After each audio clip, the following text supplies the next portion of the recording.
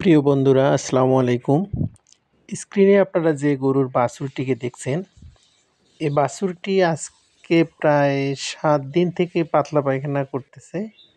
তো বাছুর এতটাই দুর্বল হয়ে গেছে যে বর্তমান হাঁটবে সেই শক্তিটা তার নাই। চোখগুলো বসে গেছে।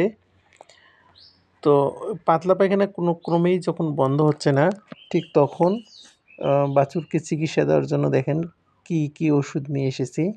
এই ওষুধগুলো দিয়ে এখন বাছুরকে আমরা চিকিৎসা দিব।